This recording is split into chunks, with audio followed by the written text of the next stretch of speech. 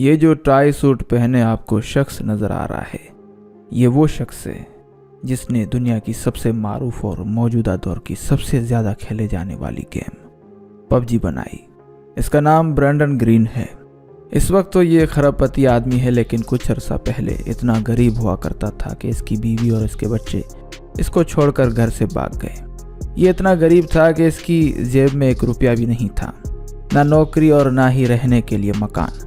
अब इसके पास ना बीवी थी, ना बच्चे थे और ना ही रोज़गार, तो इसको मजबूरन 40 साल की उम्र में अपने वालिदैन के घर जाना पड़ा।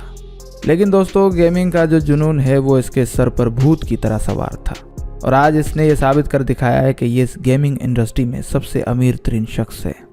आज की इस वीडियो में हम आपको पबजी गेम के खालिक ब्रैंडन ग्रीन के बारे में चंद इंतहाई चौंका देने वाले और हैरत अंगेज हकायक बताने जा रहे हैं। लेकिन इससे पहले एक छोटी सी इल्तमास है आपसे कि वीडियो को ज़्यादा से ज़्यादा लाइक करें, शेयर करें और अगर सब्सक्राइब नहीं किया तो सब्सक्राइब भी कर लें और हमारी वेबसाइट shanalitv.com पर भी विज़िट करें। Fact number 10। ब्रैंडन ग्रीन की पैदाइश 29 मार्च 1976 को आयरलैंड के इंतहाई दिलकश इलाके बैलीशैनोन में हुई थी। ब्रैंडन के वालिद एक दुकानदार थे जबकि वालदा एक घरेलू खातून थी। ब्रैंडन का ताल्लुक एक मिडिल क्लास फैमिली से था। इनकी ज़िंदगी इंतहाई सादा थी और इसी सादगी की वजह से ब्रैंडन ने कभी भी कुछ बड़ा करने का सोचा ही न था। जब ये छोटे थे तब से ही इन्हें एक फोटोग्राफर बनने का शौक था। Fact number 9। ब्रैंडन की लाइफ में एक बड़ा मोड़ तब आया जब ब्रैंडन को ब्राज़ील की एक इंतहाई खूबसूरत लड़की से प्यार हो गया और ब्रैंडन उसके साथ शादी करके उसके साथ ब्राज़ील चला गया। इसने शायद ये समझा कि ब्राज़ील एक खूबसूरत और बड़ा मुल्क है जहां वो फोटोग्राफी करके थोड़ा बहुत पैसा कमाकर अपनी लाइफ वहीं पर सेटल कर देगा। लेकिन ब्रैंडन का यह ख्याल गलत साबित हुआ और जब फोटोग्राफी से पैसा नहीं बना तो ये घर पर बैठकर सारा दिन गेमें खेलकर गुजारता रहा। Fact number 8। इसकी बीवी ने समझा कि इसने एक इंतहाई निकम्मे और नाकाम इंसान से शादी की है। ये सोचकर और तंग आकर एक रात वो अपनी बेटी को उठाकर घर से भाग गई। भागते वक्त उसने घर का ज़रूरी और कीमती सामान और घर में जितने भी पैसे थे वो सभी उठा कर ले गई। फिर अगली सुबह जब ब्रैंडन की आंख खुली तो ब्रैंडन के पास नाश्ते के लिए 1 रुपया भी नहीं था। Fact number 7। अब इतना सब कुछ होने के बाद ब्रैंडन ने वापस आयरलैंड जाने का फैसला तो कर लिया, लेकिन उसके पास टिकट के पैसे नहीं थे। अब ब्रैंडन ने ब्राज़ील में रहते हुए ही अपनी फ़ोटोग्राफी की टेक्निक्स इस्तेमाल करना शुरू कर दी और लोगों की शादियों और पार्टियों में जाकर वहां फ़ोटोग्राफी करने लगा। और साथ ही साथ ब्रैंडन को वेबसाइट बनाने का काम भी आता था, तो उनकी तस्वीर को लेकर उनकी शादी का जो एल्बम है वो वेबसाइट की सूरत में उनको बनाकर देता था, जिससे उसने अच्छे खासे पैसे कमा लिए और वापस आयरलैंड पहुंचकर अपने वालिदैन के घर एक कोने में चुपचाप पड़ा रहा। उस वक्त ब्रैंडन की उम्र 40 साल हो चुकी थी और उसकी बेटी उसको बहुत याद आती थी, लेकिन वो उससे नहीं मिल सकता था। दुनिया की नज़र में ये एक नाकाम और गवार आदमी था जिसके पास अच्छी फैमिली थी, लेकिन अपनी लापरवाही की वजह से उसने सब कुछ खो दिया। लेकिन अब ब्रैंडन मुकम्मल तौर पर बदल चुका था। वो कुछ ऐसा करना चाहता था कि जिससे इसको पैसे भी मिले और दुनिया में इसका नाम बन जाए। 40 साल की बढ़ती हुई उम्र में जब लोग अच्छे दिनों की उम्मीदों से हाथ उठा लेते हैं, उस उम्र में ब्रैंडन ने कहा जस्ट डू इट। ब्रैंडन ने वो कर दिखाया जो और कोई उस वक्त नहीं कर सकता था। Fact number 6। ब्रैंडन को शुरू से ही गेम खेलने के अलावा ये भी जुनून था कि आखिर ये वीडियो गेम्स बनती कैसे हैं। इसने घर पर बैठे ही वीडियो गेम्स बनाने के सॉफ्टवेयर्स और कोडिंग सीख ली और छोटे मोटे प्रोजेक्ट्स में काम करना शुरू कर दिया। इससे इसको ये फ़ायदा हुआ कि इसने इस फील्ड में ऑनलाइन काम करना शुरू कर दिया, जिससे इसको थोड़े बहुत पैसे भी मिलना शुरू हो गए। इसने एक मरतबा सन 2002 में रिलीज़ होने वाली जापानी फिल्म बैटल रॉयल देखी, जिसमें स्कूल के कुछ बच्चों को एक जजीरे पर तनहा छोड़ दिया जाता है जहां उन्हें तरह तरह के खतरात का सामना करना पड़ता है। ब्रैंडन को उस फिल्म का आइडिया बहुत पसंद आया।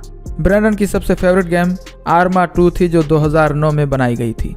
ब्रैंडन ने अपनी कोडिंग की स्किल्स को इस्तेमाल करते हुए उस गेम में एक नया राउंड और नया मोड बनाया, जिसका नाम इसने आर्मा 2 मोडीज रखा।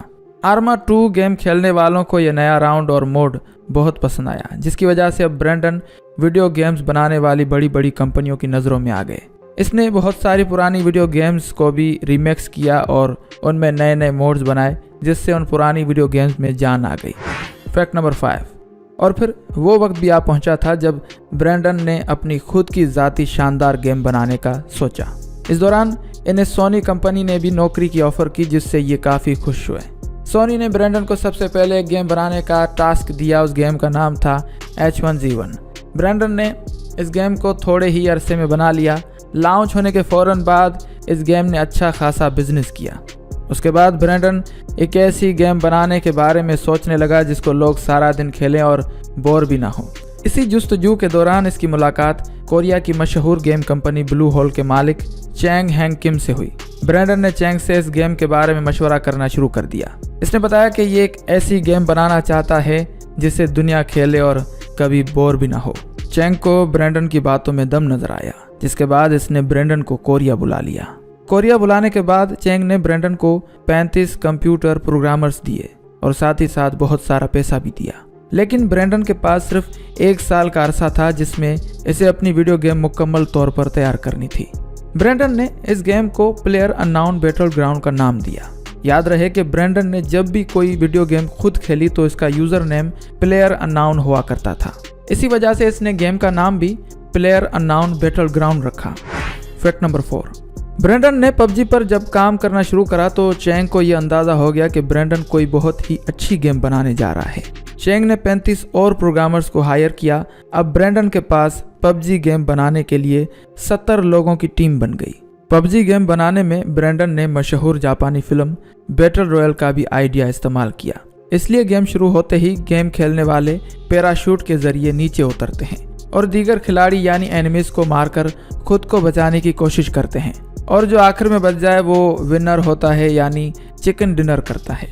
इसने आगे चलकर एक और ज़बरदस्त फीचर मुतारिफ करवाया कि आप अपने दोस्तों को या रैंडमली किसी को भी बुला सकते हैं। उनके साथ 4 या 5 लोगों की टीम की शक्ल में स्क्वाड गेम खेल सकते हैं और उनसे चैट भी कर सकते हैं। Fact number 3। साल 2017 में दुनिया में पहली बार पबजी गेम को लॉन्च किया गया, लेकिन वो बेटा वर्जन था जिसमें कुछ बग्स और ग्लिचेस के मसले थे। लेकिन ब्रैंडन ने कुछ ही अरसे बाद उसको सही कर दिया और पबजी ने दुनिया भर में धूम मचा दी। उसके बाद 2018 में ब्रैंडन ने पबजी का iOS और एंड्रॉयड वर्जन भी लॉन्च कर दिया, जिसके बाद पबजी दुनिया में सबसे ज्यादा खेले जाने वाली गेम बन गई। ये वो ब्रैंडन ग्रीन था जिसे 40 साल की उम्र में लोग निकम्मा और नाकाम कहते थे। वो सिर्फ 5 बरस बाद यानी 45 साल की उम्र में अमीर तरीन गेम डेवलपर बन गया। इस वक्त तक पबजी गेम के प्लेस्टेशन और एक्सबॉक्स पर 7 करोड़ प्लस कापियां सेल हो चुकी हैं, जबकि मोबाइल और टैबलेट पर इसको 73 करोड़ से ज़्यादा बार डाउनलोड किया जा चुका है। गेम लॉन्च होते ही उसी साल पबजी ने $3.5 बिलियन कमाए, जो कि पाकिस्तानी करेंसी में 56,000 करोड़ रुपए से ज़्यादा बनते हैं। 2020 में पबजी गेम ने $2.6 बिलियन कमाए, जो कि पाकिस्तानी करेंसी में 40,1700 करोड़ रुपए बनते हैं। Fact number 2। ब्रैंडन ग्रीन अब खुद एक ब्रांड बन चुका है। अब इसके पास इतना सारा पैसा है कि अब इसे कुछ करने की जरूरत नहीं। इसकी बनाई गई गेम पबजी का सारा दारोमदार पबजी कॉरपोरेशन के ऊपर है, जिसमें ब्रैंडन का भी शेयर यानी हिस्सा है। रिपोर्ट के मुताबिक ब्रैंडन एक दिन में 20 से 40 लाख रुपए तक कमाता है। ये वो शख्स है जिसने 40 साल की उम्र में इंतहाई सख्त तकलीफों का सामना किया, लेकिन अब ब्रैंडन खुद एक ब्रांड बन चुका है और ये जहाँ जाता है लोग इसे जानते हैं, इसे पसंद करते हैं, इसकी इज्जत करते हैं और इससे मोटिवेट होते हैं। Fact number 1। ब्रैंडन को अपनी ब्राजीलियन बीवी से एक बेटी भी पैदा हुई थी। अब वो काफ़ी बड़ी हो चुकी है। ब्रैंडन उससे बहुत प्यार करता है। ब्रैंडन अपनी बीवी से नहीं मिलता, लेकिन अपनी बेटी को किसी चीज़ की कमी महसूस नहीं होने देता। ब्रैंडन को अब पैसे की कोई परेशानी नहीं, और अब ये बात जानकर आप हैरान हो जाएंगे कि अब वो वीडियो गेम्स नहीं बनाता। ब्रैंडन अब अपने पुराने शौक फोटोग्राफी को पूरा कर रहा है। इसके इंस्टाग्राम अकाउंट पर 1,75,000 फॉलोअर्स हैं, जिनसे वो अपनी फोटोग्राफी की फ़ोटोज़ और वीडियोज़ शेयर करता है। नाजरीन, ब्रैंडन की कहानी इस बात की दलील है कि इंसान किसी भी उम्र में कामयाबी हासिल कर सकता है। ज़िंदगी का एक हिस्सा नाकाम होने का मतलब हरगिज़ ये नहीं है कि पूरी ज़िंदगी ही खराब हो गई। इंसान किसी भी उम्र में अपनी जुस्तजू से अपनी ज़िंदगी बदल सकता है। ये बात मुश्किल है लेकिन नामुमकिन नहीं है। हमारी आज की वीडियो अगर आपको पसंद आई हो तो सबसे पहले वीडियो को लाइक करें, फिर अपने दोस्तों और प्यारों के साथ व्हाट्सएप और फेसबुक पर शेयर करें और आखिर में सब्सक्राइब करने के साथ साथ बेल नोटिफिकेशन को भी ऑन कर लें ताकि आपको हमारी हर वीडियो बर वक्त मिल सके। फी अमानिल्लाह।